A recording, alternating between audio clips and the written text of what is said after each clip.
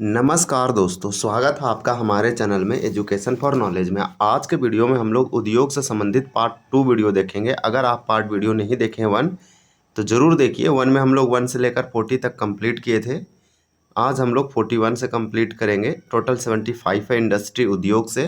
ये झारखंड के प्रमुख उद्योग, कारखाना और इंडस्ट्री से संबंधित टॉपिक है। ये झारखंड की इकोनॉमी अर्थव्यवस्था में आता है और यहाँ से जेपीएससी और जेएसएससी पूछा जाता है लगातार। और ये इस एग्ज़ामों के लिए समझिए माइलस्टोन है, तो आपको जो है रिवीजन करना है, प्रैक्टिस करना है। पार्ट 1 ज़रूर देखिए। ये सारे के सारे एमसीक्यू है, पीवाईक्यू है, तो आपको जैसे ज़रूर देखना है। और ये सिवांगन पब्लिकेशन का बुक है। तो चलिए इसे स्टार्ट करते हैं 41 से। लास्ट क्वेश्चन था 40 नंबर। इसमें पूछा गया था, आपको कुछ क्वेश्चन हम क्विकली रिकैप करवा देते हैं यानी रिवीजन, कि झारखंड राज्य में प्रथम सीमेंट उद्योग की स्थापना 1921 ईस्वी में कहाँ हुई थी। तो 40 हम लोग कंप्लीट कर चुके थे। ये जपला में हुआ था। तो आप याद रखिए, प्रथम सीमेंट उद्योग 1921 में जपला में लगा था। इसके बाद भारत के किस प्रधानमंत्री ने एचईसी यानी हेवी इंजीनियरिंग कॉरपोरेशन को भारत के आधुनिक उद्योगों का मंदिर कहा। तो ये पंडित जवाहरलाल नेहरू थे। इसी प्रकार से क्वेश्चन और पूछा गया कि रांची में स्थापित भारी मशीन निर्माण संयंत्र की स्थापना किस देश के सहयोग से की गई थी। तो 38 का यहाँ पे राइट आंसर आपका ए होगा, रूस के सहयोग से किया गया था। जबकि रांची में ही फाउंड्री फोर्ज संयंत्र और भारी मशीन औजार संयंत्र का स्थापना जो है चेकोस्लोवाकिया के द्वारा किया गया था। इस क्वेश्चन को तीनों को अगर एक साथ पढ़ेंगे तो आपको समझ में आएगा कि एचईसी की 3 प्रमुख इकाइयाँ। यह पूछा गया कि एचईसी की कितनी प्रमुख इकाई है। तो एचईसी की उपरोक्त सभी इकाई है, यानी कि एचईसी की टोटल हैवी इंजीनियरिंग कॉरपोरेशन के 3 इकाइयाँ हैं। उनमें से आपका जो है एक है भारी मशीन औजार संयंत्र यानी कि हैवी मशीन टूल्स प्लांट आप बोल सकते हैं, फाउंड्रीज फोर्ज संयंत्र और भारी मशीन निर्माण संयंत्र। इनमें से आपको ये यहाँ पे 2 याद रखना है कि एक फाउंड्री फोर्ज संयंत्र और भारी मशीन औजार संयंत्र चेकोस्लोवाकिया, जबकि भारी मशीन निर्माण संयंत्र ये रूस के सहयोग से। बस आपको ये जो से याद रखना है, क्योंकि हम लोग कल पढ़े भी थे। ये बहुत ही सिंपल और बहुत अच्छे क्वेश्चन दे रखा है। और देखिए एचईसी का जो स्थापना हुआ था वो किन देशों के सहयोग से की गई थी। तो 35 का आपका राइट आंसर ये होगा, रूस और चेकोस्लोवाकिया के सहयोग से हुआ था। आप जानते हैं कि ये सब यूरोप और रसिया तो एशिया में भी आता है, इसलिए आप यूरोप से संबंधित समझ सकते हैं। एचईसी में उत्पादन किस वर्ष प्रारंभ हुआ था। तो ये वाला आपका जो है 34 का राइट आंसर यहाँ सी है। 1963 में एचईसी का स्थापना किया गया था। एचईसी कहाँ पे है। तो ये आपका रांची में एचईसी की स्थापना किस पंचवर्षीय योजना के दौरान किया गया था, ये आपसे पूछा जा रहा है। तो ये वाला आपका 33 का राइट आंसर क्या हो जाएगा, द्वितीय, यानी सेकेंड 5 ईयर में एचईसी का स्थापना किया गया, लेकिन उसका उत्पादन जो है वो थर्ड 5 ईयर प्लान में लगा था 1963 में। तो 34 का सी होगा और 33 का आपका बी होगा। देखिए हटिया रांची में है हेवी इंजीनियरिंग कॉरपोरेशन एचईसी, इसका स्थापना कब किया गया था सो पूछा जा रहा है। तो यहाँ 32 का हमारा राइट आंसर बी हो जाएगा, 1958 में। तो ये सब कुछ क्वेश्चन थे जो आपको हम रिवाइज करवाएं और ये सारे इंपॉर्टेंट है। अब हमारा देखिए यहाँ पूछा गया, अब जपला वाला हम लोग पढ़ रहे हैं। तो आपसे ये पूछा कि जपला, तो इसका हम लोग देख चुके हैं। अब हमारा है कि जपला सीमेंट संयंत्र किस जिला में अवस्थित है। तो 41 का हो जाएगा डी, ये पलामू में है। पलामू के जपला में 1921 में प्रथम झारखंड का सीमेंट उद्योग इंडस्ट्री कारखाना लगा था। फिर आपसे क्या पूछा कि झींक पानी सीमेंट संयंत्र जो है किस जिले में अवस्थित है। तो यहाँ पे आपका राइट आंसर क्या हो जाएगा, 42 का आपका सी हो जाएगा, ये पश्चिमी सिंहभूम में है। झारखंड में सीमेंट से संबंधित कारखाना उद्योग इंडस्ट्री का बहुत ज़्यादा लगने का रीजन था। यहाँ डोलोमाइट, चूना पत्थर, एस्बेस्टस, जिप्सम ये आदि जो है अच्छे से प्रमुख से मिलते हैं और आसपास रीजन में। इसलिए जपला में भी सीमेंट उद्योग लगा, रामगढ़ में भी लगा और आपका जो है पलामू में भी लगा। जैसे हम झींक पानी सीमेंट संयंत्र है, ये आपका कहाँ लगा था। तो ये आपका लगा था, आपको हम जैसे हम बताएं कि पश्चिमी सिंहभूम। इसी प्रकार से ये कोल्हान, ऐसे सिंपल याद रखिए, जब भी पूछेगा कि झींक पानी सीमेंट संयंत्र कहाँ है तो आप याद रखिए कोल्हान पश्चिमी सिंहभूम में है। सिंदरी सीमेंट संयंत्र किस जिला में है। तो सिंदरी आप जानते हैं कहाँ पे है। तो इसी प्रकार से 43 का ये होगा, ये धनबाद में है। सिंदरी फर्टिलाइजर उर्वरक कारखाना हो वो भी धनबाद, सिंदरी सीमेंट संयंत्र कारखाना हो ये भी धनबाद। ये सब आपको जैसे गलती नहीं करना है, भूलना नहीं है। लाफार्ज आप सुने होंगे, लाफार्ज सीमेंट संयंत्र, ये सब बहुत ही ज़्यादा सिर्फ झारखंड में लोकप्रिय नहीं है, अब झारखंड के आसपास राज्यों में और पूरे भारत में इसका सीमेंट जो से प्रोडक्शन करके एक्सपोर्ट किया जाता है। तो लाफार्ज सीमेंट संयंत्र किस जिला में स्थित है? तो 44 का सिंपली राइट आंसर आपका यहाँ पे बी हो जाएगा। ये जमशेदपुर के पूर्वी सिंहभूम में। तो अब कन्फ्यूजन बनता है कि झींग पानी सीमेंट संयंत्र जो है पश्चिमी सिंहभूम में है, ये कोल्हान में है, तो लाफार्ज भी कोल्हान में, बस ये टाटा जमशेदपुर पूर्वी सिंहभूम जिला में है। तो ये वाला आपको याद रखना। जबकि सिंदरी जो है धनबाद में, उसके नाम से पता चल रहा है उस आंसर का। खलारी सीमेंट संयंत्र किस जिले में स्थित है? तो 45 का आपका राइट आंसर ये होगा, हजारीबाग में है। खलारी सीमेंट संयंत्र की स्थापना किसके द्वारा की गई थी? तो 46 का यहाँ पे राइट आंसर आपका ए हो जाएगा, ACC। आप याद रखिए ACC एक सीमेंट संयंत्र है और इसी के द्वारा खलारी सीमेंट संयंत्र की स्थापना किया गया था। और कहाँ, तो किसके द्वारा किया गया, कहाँ किया गया था? तो 45 का आपका राइट आंसर यहाँ पे क्या हो जाएगा? तो इसका आंसर डी हो जाएगा, 45 का रांची। तो ये वाला हमारा डी होगा। लगता है कि अभी हम इसमें हजारीबाग बताएं तो ये वाला गलत होगा, हजारीबाग में नहीं होगा। ये वाला जो है ये लगता है मिस्टेक या गलती से हुआ होगा। ये वाला आपका जो है करेक्ट होगा, डी नंबर। तो यहाँ पे चलिए नेक्स्ट देखते हैं। फिर नेक्स्ट क्वेश्चन आपसे क्या पूछा जा रहा है कि डेमोटांड, यहाँ क्या पूछा गया कि डेमोटांड स्थित सीमेंट संयंत्र किस जिले में अवस्थित है? तो डेमोटांड कहाँ पे है? एक जगह है, प्लेस है। तो ये स्थान जो है हजारीबाग में है, इसलिए आपका 47 का राइट आंसर सी हो जाएगा, हजारीबाग। डेमोटांड हजारीबाग में है। डेमोटांड में डेंटल कॉलेज भी है, डेमोटांड में सीमेंट भी है और भी बहुत सारा फेमस भी है। तो इसलिए डेमोटांड में ही सीमेंट संयंत्र प्लांट है, इंडस्ट्री कारखाना है, ये पड़ता है डेमोटांड हजारीबाग में। हजारीबाग से 8 से 10 किलोमीटर रांची से हजारीबाग से रांची के जाने क्रम में ये रोड में ही अवस्थित है, रोड के साइड में। तो भारत में सार्वजनिक क्षेत्र में अंतर्गत सर्वप्रथम उर्वरक संयंत्र कहाँ स्थापित किया गया था? तो ये आपका सिंदरी हो जाएगा, धनबाद में।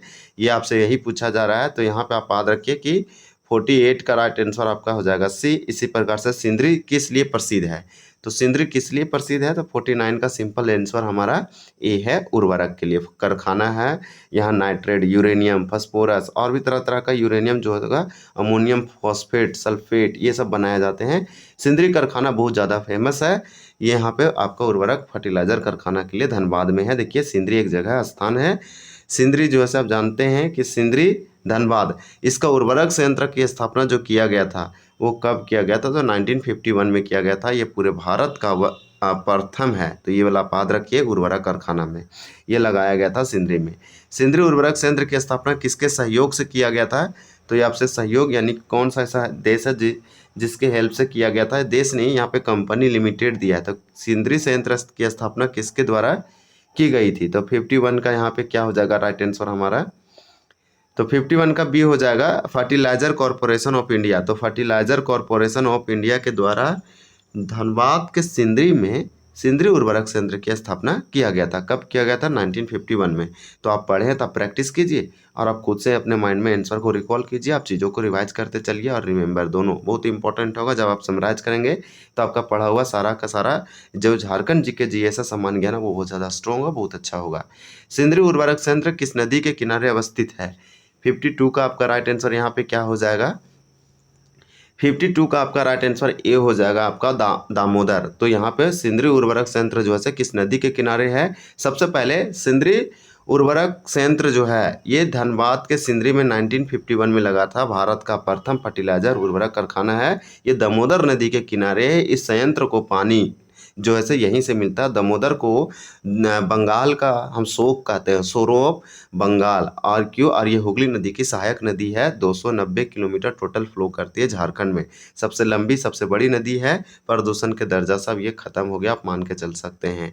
इसे जैविक रेगिस्तान गिरिडीह वाला एरिया में कहते हैं, बायोडिजर्ट। सिंदरी उर्वरक संयंत्र की स्थापना किस पंचवर्षीय योजना के दौरान की गई थी? और दामोदर को देव नदी या देवनंद नदी के भी नाम से जानते हैं। ये सब आप जरूर एडिशनल फैक्ट याद रखिए। सिंदरी उर्वरक संयंत्र की स्थापना किस पंचवर्षीय योजना में किया गया? आप सोचिए, इसका स्थापना 1951 में किया गया। तो ये सबसे क्या है? 1951 पंचवर्षीय योजना, फर्स्ट 5 ईयर प्लान। जो पहली पंचवर्षीय योजना था इसी साल स्टार्ट हुआ। अगर 5 ईयर प्लान की बात करें तो 5 ईयर प्लान जो है इसे योजना आयोग लाता था। योजना आयोग का स्थापना 1950 में किया गया था, जो कि इम्पोर्टेंट होगा। और उसी के द्वारा पहला टोटल कितना आपका पंचवर्षीय योजना आया, तो 17 टोटल 12 पंचवर्षीय योजना आया। और 12वां जो था आपको बता दें, पहला से आपको बता दें टोटल 12 आया। ये हर 5 साल में आता था, कभी कभी अवकाश भी रहता था और प्लानिंग भी आया है। तो इस प्रकार से आपको ये सिंपल याद रखना है कि पहला जो आया 1951 से लेकर 56 तक, दूसरा जो आया 1956 से लेकर 61 तक, और तीसरा आया 1961 से लेकर 1966 तक। तो ये प्रथम 5 ईयर प्लान है, ये सेकेंड 5 ईयर प्लान है, ये तृतीय पंचवर्षीय योजना है। तो इस प्रकार से याद रखना है। और जो सबसे लास्ट वाला 12वां नंबर वाला जो आया 5 ईयर प्लान, वो 2012 से लेकर 17 तक आया। उसके बाद 1 जनवरी, आप जानते हैं कि 1 जनवरी 2015 को जैसे नीति आयोग क्या आया, तो नीति आयोग 2015 को आया 1 जनवरी को, योजना आयोग को बदल करके। अब इसे थिंक टैंक बना दिया गया और इसका बात जो है बाध्यकारी नहीं है, यानी बाइंडिंग नहीं है, नॉन बाइंडिंग है। तो आपको याद रखना है, मानना वो सुझाव देता है लेकिन मानना जरूरी नहीं है। जैसे में बहुत सारा काम करती है, एक थिंक टैंक का काम करती है। और आपको याद रखना है 5 ईयर प्लान में कि इंपॉर्टेंट है, पहला एग्रीकल्चर में ध्यान दिया गया, दूसरा में जो फोकस सेक्टर था वो इंडस्ट्री था, और तीसरा में इंडस्ट्री और एग्रीकल्चर दोनों मिक्स था, और 5 ईयर में गरीबी हटाओ का नारा दिया गया। ये सब सारे इंपॉर्टेंट होगा। तो यहाँ पे आपको याद रखना है कि नीति आयोग, जिस नीति आयोग जो है से ये क्यों बता रहे हैं, ये आया इसलिए बता रहे हैं। आपको मालूम होना चाहिए कि इसका जो चेयरमैन होगा, यानी कि प्रेसिडेंट, चेयरमैन, अध्यक्ष होगा, वो देश का पीएम होगा। ये को एक्स ऑफिसो होता है, ऑटोमेटिक बन जाएगा प्राइम मिनिस्टर। अब इसका उपाध्यक्ष भी होता है। पहला उपाध्यक्ष कौन था, तो अरविंद पनगड़िया था। और पहला पीएम प्रधानमंत्री कौन था, इन नीति आयोग का चेयरमैन कौन था, अध्यक्ष, तो नरेंद्र मोदी था। अभी वो वही है, लेकिन उपाध्यक्ष अरविंद पनगड़िया था।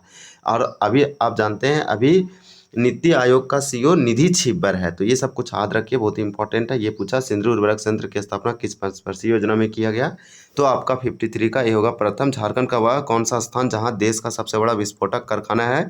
यहाँ से संबंधित जेपीएससी जो है 2024 में पूछा कि जो विस्फोटक कारखाना है गोमिया में, इसका स्थापना कब किया गया, तो जेपीएससी ने इसका आंसर 55 माना है। तो ये आप याद रखिए कि 1955 में स्थापना किया गया। तो झारखंड का वह कौन सा स्थान जहाँ देश का सबसे बड़ा कारखाना है, एक्सप्लोसिव विस्फोटक इंडस्ट्री है। तो इस प्रकार से आप समझिए विस्फोटक कारखाना।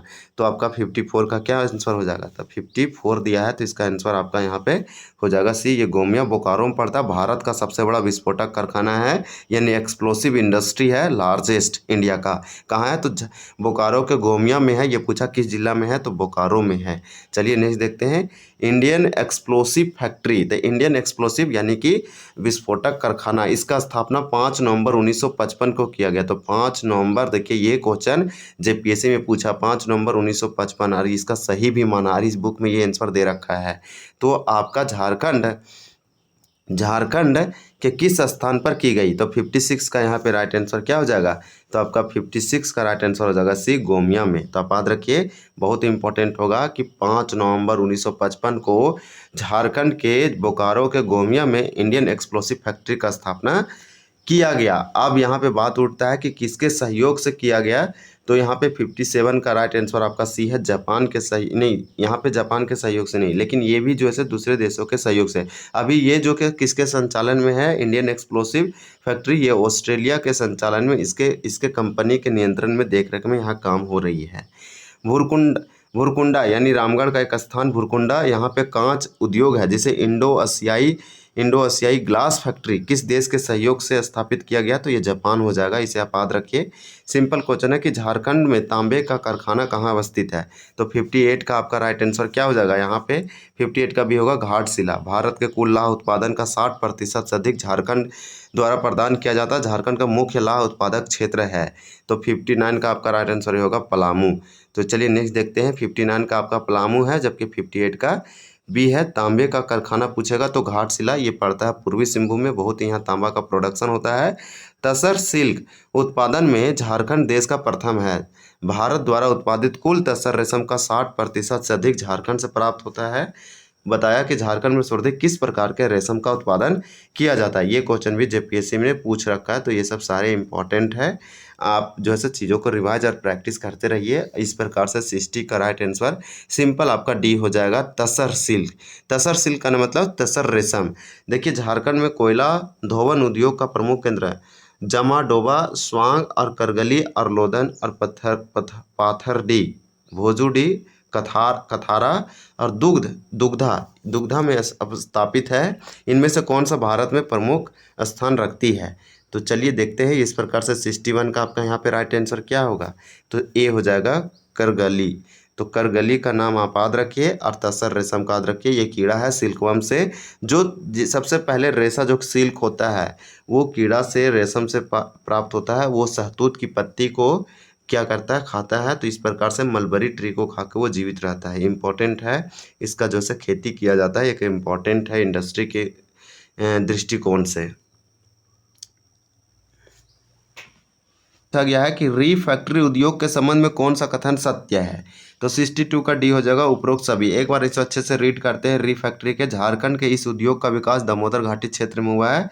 रीफैक्टरी उद्योग, रीफैक्टरी के प्रमुख कारखाने चिरकुंडा, कुमार धोबी और मुगमा, धनबाद, झरिया और रांची रोड में स्थित है। इसके अंतर्गत उच्च ताप सहन करने वाली धमन भट्टियों का निर्माण किया जाता है। तो इस प्रकार से सारे पॉइंट इसमें सही लिख रखा है। फिर नेक्स्ट पूछा आपसे कि हिंदुस्तान, देखिए क्या पूछ रहा है कि हिंदुस्तान कॉपर लिमिटेड, तो हिंदुस्तान कॉपर लिमिटेड कहाँ स्थित है। 63 का आंसर सी हो जाएगा, घाटशिला में है, पूर्वी सिंहभूम में है। सिंपल आप समझिए, जमशेदपुर टाटा में, यहीं पे तांबा का प्रोडक्शन होता है। हिंदुस्तान जिंक लिमिटेड कहाँ है, तो 64 का आपका भी होगा, धनबाद में है।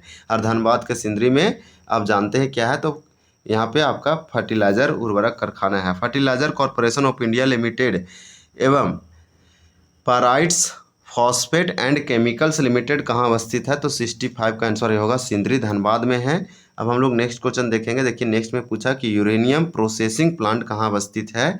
तो यूरेनियम से संबंधित प्रोसेसिंग प्लांट कहाँ लगा गया है, तो 66 का सी हो जाएगा, घाटशिला, पूर्वी सिंहभूम, जादूगोड़ा, टाटा आप याद रखिए ताकि आपको आसानी से याद हो। एशियन रिफैक्ट्रीज लिमिटेड कहाँ अवस्थित है, तो ये आपका बोकारो में है, एशियन रिफैक्ट्रीज लिमिटेड। चलिए नेक्स्ट देखते हैं। बोकारो में गोमिया में एक्सप्लोटिव भी है जो कि 1955 में लगा है। झारखंड में कितने औद्योगिक क्षेत्र विकास प्राधिकरण स्थित है, मतलब कि यहाँ पे कार्यरत है। आपसे पूछा औद्योगिक क्षेत्र विकास प्राधिकरण, ऐसा अथॉरिटी जो इंडस्ट्रियल एरिया को, औद्योगिक क्षेत्र को क्या डेवलप करे, इससे संबंधित कितना इस तरह से बनाया गया है प्राधिकरण झारखंड में। तो 68 का राइट आंसर क्या हो जाएगा, सी। 3 दिया है लेकिन तो 4 हो गया है। रियाडा, अयाडा, आप जानते हैं ब्याडा, एयाडा, इस प्रकार से आप याद रखिए। टोटल आपका 4 होगा। यहाँ पे बुक बहुत थोड़ा ओल्ड होने के कारण क्या किया है, तो 3 आंसर बता रहा है। यानी अस्पाडा वाला जो संथाल परगना औद्योगिक क्षेत्र विकास प्राधिकरण है उसके बारे में ये नहीं दिया है। तो अगर अपडेट रहेंगे तो आपका 4 होगा, जिसका स्थापना 2015 में किया गया था। इस प्रकार से सबसे अगर बात करें तो आदित्यपुर वाला सबसे पहले लगा आयाडा। तो आयाडा का मतलब क्या होगा, Adityapur industrial area development authority. इसका स्थापना जो आयाडा का किया गया 1972 में बिहार सरकार के द्वारा किया गया, जमशेदपुर, पूर्वी सिंहभूम, कोल्हान साइड। तो इस प्रकार से दूसरा जो किया गया आप समझिए रियाडा वाला है। तो रियाडा जो है ये रांची में आता है। ये आपका जैसे दक्षिणी छोटा नागपुर प्रमंडल यानी कि पलामू और दक्षिणी, तो ये रांची में मुख्य है। इसका स्थापना 1973 में किया गया। इस प्रकार से आपका फिर 74 में किया गया बोकारो वाला। तो बोकारो वाला फिर याद रखिए कि Bokaro industrial area development authority. तो ये जो आपका है इसे बियाडा कहते हैं। इसका स्थापना 1974 में किया गया। 72, 73, 74 के आसपास आप याद रखिए। और आपका जो अस्पाडा है तो संथाल इंडस्ट्रियल एरिया अस्पाडा करके कुछ दिया गया, बहुत अच्छा से इसे अस्पाडा ही कहते हैं। तो इसका स्थापना 2015 में किया गया। तो इस प्रकार से ये प्रमुख 4 है।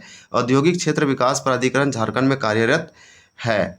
तो कौन कौन सा है, तो उपरोक्त सभी दिया है। यानी कि यहाँ पे देखिए बियाडा, अयाडा, रियाडा यानी बोकारो औद्योगिक क्षेत्र विकास प्राधिकरण, आदित्यपुर औद्योगिक क्षेत्र विकास प्राधिकरण, रांची औद्योगिक क्षेत्र विकास प्राधिकरण। ये बिहार सरकार के द्वारा स्थापना किया गया। हमको आपको बता देते हैं कि आपका सबसे पहले पुराना क्या है, आदित्यपुर औद्योगिक क्षेत्र है। ये जो है पूर्वी सिंहभूम कोल्हान प्रमंडल के लिए है आदित्यपुर। इसका स्थापना 1972 में किया गया। दूसरा आपका जो है रांची औद्योगिक क्षेत्र विकास प्राधिकरण है, रियाडा, ये रांची और पलामू वाला या फिर दक्षिणी छोटा नागपुर क्षेत्र में आता है। इसका स्थापना 73 में और बोकारो वाला उसके बाद 74 में। उसके बाद आपका 2015 में एक न्यू आया संथाल परगना के लिए। तो चलिए नेक्स्ट देखते हैं। ये पूछा कि झारखंड के किस स्थान पर औद्योगिक विकास केंद्र की स्थापना किया गया है, तो बरही हजारीबाग हो जाएगा 70 का। अब हम लोग नेक्स्ट क्वेश्चन देखेंगे। ऐसे यहाँ आपसे क्या पूछा कि धनबाद जिले का कौन सा औद्योगिक शहर एक संघन औद्योगिक संकुल है जहाँ 25 किलोमीटर के दायरे में 250 इंडस्ट्री कारखाना उद्योग स्थापित है। तो 71 का आंसर ये होगा चिरकुंडा। तो चिरकुंडा आप याद रखिए, चिरकुंडा एक ऐसा स्थान है जब बहुत ज़्यादा डेंसिटी घनत्व, तो समझिए एक स्थान एक जंगल है जहाँ सिर्फ पेड़ों ही पेड़ है बहुत कम एरिया में, तो उसे बोलेंगे घना जंगल।